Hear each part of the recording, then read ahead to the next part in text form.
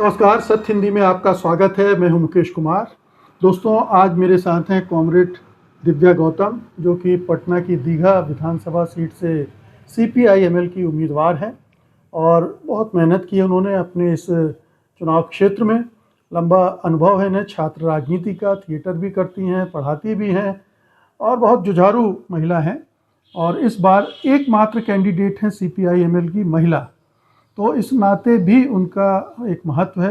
ये जो दीघा विधानसभा क्षेत्र है, ये पिछली 2 बार से बीजेपी ही जीतती आ रही है और इस बार चुनौती दी है कॉमरेड दिव्या गौतम ने। तो उनसे थोड़ा समझते हैं कि इस बार का उनका अनुभव क्या है और जो पूरा माहौल बिहार में दिख रहा है उसमें लेफ्ट के लिए क्या गुंजाइश है, महागठबंधन के लिए क्या गुंजाइश है। दिव्या जी, कार्यक्रम में आपका स्वागत है। शुक्रिया शुक्रिया। तो बताइए, ये पहला चुनाव है आपका, आप लड़ी हैं और महिला होने के नाते भी माहौल तो बिहार का बदल ही गया है, महिलाएं खूब वोट कर रही हैं। तो आपकी कंस्टिट्यूंसी में क्या रहा, क्या माहौल रहा और क्या आपको लगा, पब्लिक का रिस्पांस कैसा था?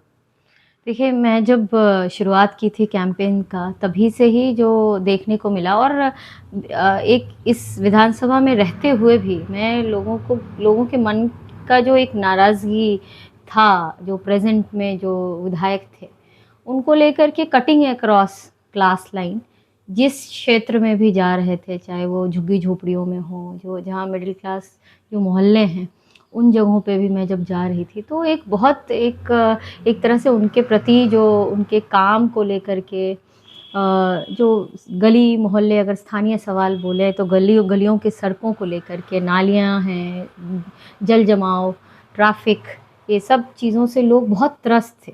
जो जनरल पब्लिक जो आप कह सकते हैं, उससे बहुत ज़्यादा उनके अंदर में उदासीनता थी।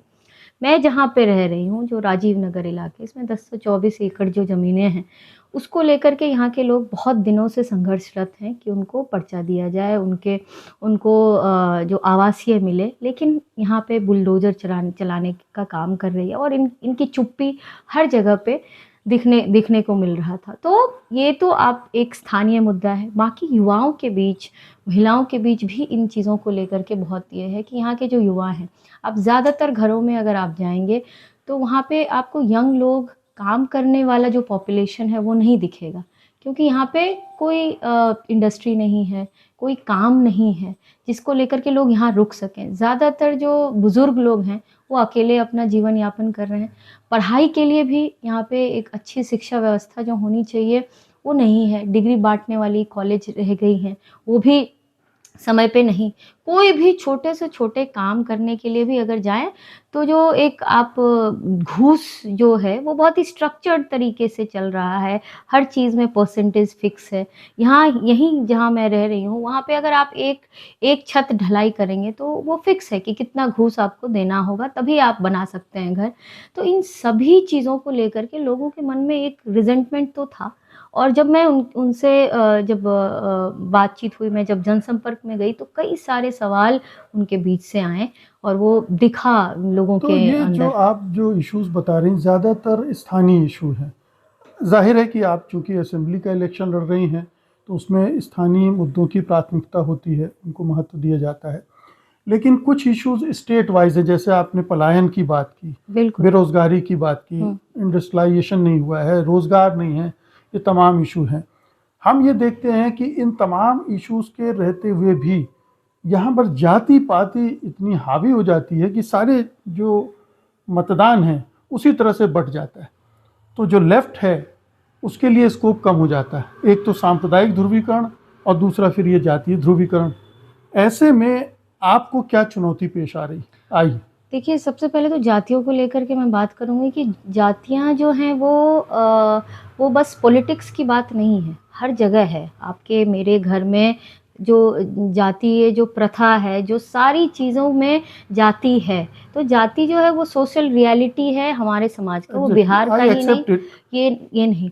और जितने भी काम लोग ये चीज़ उनकी फीलिंग भी है कि जो जातियों को लेकर के एक गोलबंदी जो रहती है वो है। लेकिन इन सब चीज़ को रहते हुए भी, मतलब जातियाँ is a social reality of our society. उसमें उसके बावजूद जो हाशिए पे जो जातियां हैं, जो आज तक उनको जो रिप्रेजेंटेशन नहीं मिला है, और उनको उनके लिए एक पॉलिटिक्स ही एक माध्यम है जहाँ पे उनको रिप्रेजेंटेशन, उनको सुना जा सकता है।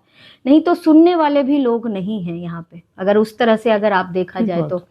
तो इन चीज़ों को रहते हुए भी लोगों के मन में ये चीज़ तो है कि इन ये जो उन अगर कोई जाति के भी सवाल अगर आप रखें, फिर भी उनको डेवलपमेंट तो चाहिए। जो इनको ट्रेडिशनली वोट करते आ रहे हैं, जो कहा जाता है कि पर्टिकुलर जातियां जो हैं इनको वोट करती हैं, जो एनडीए के को वोट कर, लेकिन उनके अंदर भी उदासीनता है। आप उनके लिए भी कुछ काम नहीं किए, लेकिन जब आप विधायक बनते मेरे हैं। सवाल का हाँ। मतलब यही था हम्म। कि क्या ये जो इश्यूज हैं हम्म। वो जाति की जकड़न को कहीं तोड़ पा रहे हैं वोट डालते वक्त? बाकी तो हम जानते हैं कि हमारी पूरी सामाजिक व्यवस्था उसी पर आधारित है, बिल्कुल। भेदभाव, नफरत, हिंसा, इस सब पर आधारित है, और बिहार में हम बहुत ज़्यादा देखते हैं। लेकिन क्या इस चुनाव में वो दीवारें कहीं से कमज़ोर हुई हैं, टूटी हैं? बिल्कुल। और लोग जो हैं, ऐसा ऐसा कभी नहीं हो सकता है कि कोई भी इंसान बस अपनी जाति के वोट से ही जीत सकते हैं। जब तक आपको पूरे समाज का सपोर्ट नहीं मिलेगा, हर लोग को, हमारी राजनीति तो यही है, जो भाकपा माले की जो राजनीति है, वो जातीय गोलबंदी की राजनीति नहीं है। हम लोग जो जो मार्जिनलाइज सेक्शन के जो लोग हैं, उनके सवालों को हमेशा हर जगह पे उठाते रहे हैं, और इसलिए भी अभी आप भाकपा माले के जितने भी विधायक हैं, वो कोई जातीय गोलबंदी के उस पे ऊपर ही तो चुनाव नहीं लड़ते। हम लोग मुद्दों के ऊपर बात करते हैं, और लोगों को भी मुद्दे ही चाहिए। वो चाहते हैं कि उनको इन सेंटिमेंट्स में बांधा जाए।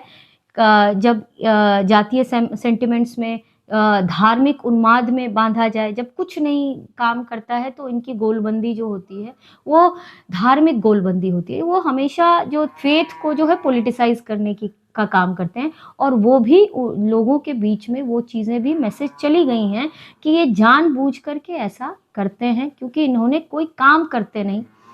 2014 से लेके अब तक अगर हम बात करें, तो जब जुमले ही जुमले आए कि 15 लाख रुपए मिल जाएंगे, डिमोनेटाइजेशन हुआ, पूरे अर्थव्यवस्था जो है डगमगा गई। हम उस समय में झारखंड में काम कर रहे थे, और उस वक्त हम देखे कि ये जो पेटीएम और ये जो बड़े बड़े जो आप कह सकते हैं पेमेंट कंपनियां हैं, उनका उभार कैसे हुआ, और छोटे छोटे रोजगार करने वाले जो लोग थे उनकी ज़िंदगी बद से बदतर हो गई डिमोनेटाइजेशन से। उन्होंने बोला कि काला धन आ जाएगा, और वो तो आरबीआई का रिपोर्ट था कि किस तरह से काले धन का सारा जो ये गुब्बारा बनाए थे वो भी फूट गया। तो इन लोगों का जो जिस तरह से लोगों के सेंटिमेंट्स के साथ खेलना जो करते हैं, चाहे वो धर्म के नाम पे, डिमोनेटाइजेशन के नाम पे, और भी तरह तरह से जो ये लोग करते हैं, लेकिन जो सही मुद्दा है, जो लोग चाहते हैं, कोई भी जाति के जो लोग हैं वो चाहेंगे कि उनके बच्चे जो हैं बेरोजगार ना रहें। कोई भी जाति के जो लोग हैं उनको चाहिए कि उनके उनके बच्चे को अच्छी शिक्षा मिले। क्या आपको लगता है इस बार अक्रॉस बिहार ये मुद्दे लोगों को प्रभावित किया है इन्होंने, और इन मुद्दों के आधार पर लोगों ने वोट किया है? जो अभी तक एग्जिट पोल वगैरह आ रहे हैं, वो कह रहे हैं कि 10% महिलाओं ने ज़्यादा वोट दिए। अब 10% महिलाओं ने ज़्यादा वोट दिए तो महिला वोटर जो है वो नीतीश से खुश है, इसलिए एनडीए को वोट गया है, और इसलिए एनडीए जीत रहा है। तो ये जो इनके जो एग्जिट पोल हैं, इनकी सारी मशीनरी तो इनके हाथ में है। शुरुआत से ही इलेक्शन कमीशन को देख लीजिए, या जितने भी मशीनरी जिस पे लोगों का भरोसा था, वो सब इनके हाथ में है। जितनी भी मीडिया जो है, आप इनके ही ढोल बजाने में जो गोदी मीडिया लगे हुए हैं, वो शुरुआत से एग्जिट पोल आने से, पॉलिटिकल पार्टी का रिस्पांस आने से पहले वो कूद रहे हैं। हमें ये नहीं समझ में आ रहा है कि उनकी इतनी खुशी किस बात की है। उनको नहीं, ये बात हमें समझना होगा कि जो एग्जिट पोल जो है वो एग्जिस्ट क्या कर रहा है, उसका पोलिंग नहीं है। ये पूरे मार्केट, ये जो सट्टा बाजार है, और लोगों के मन में एक एक परसेप्शन क्रिएट करने की जो कोशिश है, वो तो टूट ही जाएगा। कल तो देख लेंगे लोग कि युवाओं जो है आप जितने भी जनसभाओं में देखे होंगे कि युवा उमर उमर के आए हैं, उनको रोजगार चाहिए, उसकी गारंटी की वो बात कर रहे हैं। महिलाएं जो हैं उनको जो औने पौने जो अंडर एम्प्लॉयमेंट उनका रहता है कि महिलाएं हैं, कुछ भी पैसे दे देंगे वो तो काम करेंगी ही कुछ नहीं मिलता था, उसके बदले 4-5 हज़ार भी मिल रहा है तो बहुत बड़ी बात है। तो इन सब चीज़ों को ऐसा ऐसा जो उनको लग रहा है कि महिलाएं ज़्यादा वोट की हैं तो वो एनडीए के पक्ष में है, ऐसी बात नहीं है। महिलाएं कर्ज के अंदर दबी हुई हैं, वो सुसाइड कर रही हैं और उनके इतने ज़्यादा इंटरेस्ट रेट में उनको लोन दिए जा रहे हैं। और जो ये जितनी भी कंपनियां हैं, जो माइक्रो फाइनेंस कंपनियां, उनकी गिरफ्त में है। आपने उनके लिए, आपको 20 साल का वक्त मिला, आपने क्या किया उनके लिए? तो इन सारी चीज़ों का जवाब है। उनको लगता है कि 10,000 रुपये का जो घूस उन्होंने दिया है, वो उससे जो महिलाएं हैं वो अपनी ज़िंदगी के बारे में, अपने लाइवलीहुड के बारे में छोड़ करके वो जो 10,000 रुपये उनको घूस के रूप में, और वो घूस लेने के लिए भी 1,500 रुपये वो लोग, ये भी आ रहा है रिपोर्ट कि 1,500 रुपये कमीशन उनको देना पड़ रहा है। तो ये जो कमीशन खोरी वाली जो सरकार है उसके खिलाफ लोगों ने वोट किया है। और ये इनका जो गुब्बारा है, ये जितने भी सत्ता में जो लोग रहते हैं, जो एनडीए ने जो किया है वो किया है कि मीडिया को, सारे पिलर्स को अफेक्ट करने की कोशिश की है, और उसी का नतीजा जो है वो आप देख रहे हैं। और लोग उनको जवाब बहुत अच्छे से वो कल देंगे और महागठबंधन की सरकार बन रही है। ये जंगल राज का बड़ा शोर मचाया गया जी, क्या आपको लगता है इसने डैमेज किया एनडीए महागठबंधन को? देखिए, जैसी भाषा, एक तो सबसे पहले कि प्राइम मिनिस्टर की जो भाषा है, जो वो कट्टा की बात करते हैं और इन मुद्दों की बात को हटा करके वो कट्टों की बात करते हैं। सबसे पहले तो वो अपने जो जिनको टिकट दिए हैं मोकामा से जो हैं अनंत सिंह, उनके घर में बंदूकें मिल रही हैं, वो इतने सारे मर्डर के चार्जेस हैं, उनके ऊपर वो बात नहीं करेंगे। वो जंगल राज से वो इतर हैं। वो जंगल राज की बात कर रहे हैं। जहां हम लोग बैठे हैं अभी बातचीत कर रहे हैं, वहीं पे पारस हॉस्पिटल में दिन दहाड़े गोलियां चलती हैं, वो उनको नज़र नहीं आता है। जो अभी मोकामा में जो एक नेता की हत्या की गई, उसके बारे में वो बात नहीं की। ये सब क्या मंगल राज है? तो लोग तो देख रहे हैं दिन दहाड़े यहाँ पे जो बिजनेसमैन, इतने बड़े बिजनेसमैन थे, उनको उनको उनको मार दिया गया। तो इनका जो लॉ एंड ऑर्डर है, इन्होंने जो एक डर बनाने की जो कोशिश की गई है लोगों के अंदर में, वो साफ साफ है कि वो उनको देख रहे हैं। मैं भी देख रही हूँ ना, 20 साल से, तो मैं यहाँ 25 साल से यहीं रह रही हूँ, तो मुझे दिख रहा है, जब से मेरी समझदारी बनी है तब से तो हम इन मंगल राज को ही देख रहे हैं। और इन मंगल राज में क्या क्या चीज़ें हुई हैं लोगों के सामने बहुत क्लियर है। तो अंत में मैं दो चीज़ें जानना चाहता हूँ। एक, आप अपनी जीत को लेकर कितनी आश्वस्त हैं?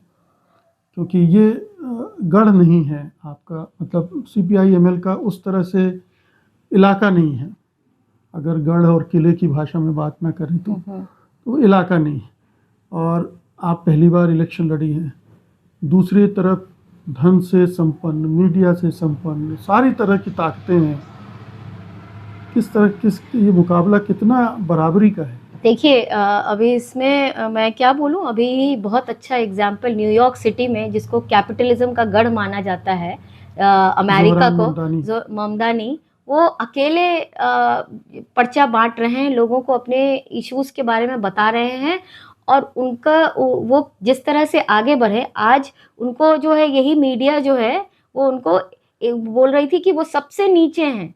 उनका कोई ये नहीं दिखाया जा रहा था कि वो जीत भी सकते हैं, वो सबसे नीचे, जितने भी प्रत्याशी हैं उनसे नीचे दिखाया जा रहा था। तो लोगों का जो सेंटिमेंट है, लोगों की जो आकांक्षा है, लोग जो चाहते हैं, वो समय लगता है लेकिन दिखता है। और हम वही कह रहे हैं कि मेरा मैसेज भी यही है कि जो साधारण लोग हैं, हमारे आपके जैसे लोग हैं, जो मार्जिनलाइज सेक्शन से जो आते हैं, वो कभी राजनीति के बारे में जो सोच नहीं पाते इन लोगों की वजह से, कि वो पैसे बांट के बड़ी बड़ी सब चीज़ों को अपने कंट्रोल में करके। लेकिन आज जो है, इनके सब चीज़ों के कंट्रोल होने के बावजूद, ये जो सोशल मीडिया प्लेटफॉर्म है जिससे हम बात कर पाते हैं, जो लोगों से 1 to 1 हम पहुंच पा रहे हैं, उसका इम्पैक्ट जो है वो आपको देखने को मिलेगा। और हम बहुत आश्वस्त हैं कि लोग जो हैं इस तरह के जो धन बल, बाहुबल को रिजेक्ट करने वाले हैं। और महागठबंधन की सरकार आ रही है एक बेहतर बिहार के लिए, एक सुंदर बिहार के लिए। बदलाव होने जा रहा है, बिल्कुल 100%। 100%। बहुत बहुत शुक्रिया दिव्या जी बातचीत करने के लिए। Thank you. ये थी कॉमरेड दिव्या गौतम, CPI-ML की कैंडिडेट दीघा विधानसभा क्षेत्र से। इन्हें पूरा यकीन है कि जो मुद्दे उनकी पार्टी ने और महागठबंधन ने उठाए हैं वो निश्चित रूप से मतदाताओं को उद्वेलित करने वाले थे। उनकी जो चिंताएं हैं, सरोकार हैं, उनसे जुड़े थे और उसका असर चुनाव नतीजों में दिखेगा, भले ही एग्जिट पोल जो भी भविष्यवाणी करते रहे। बहुत बहुत शुक्रिया आपका, धन्यवाद, नमस्कार।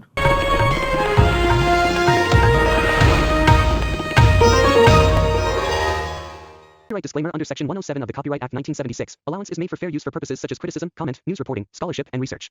Fair use is a use permitted by copyright statute that might otherwise be infringing.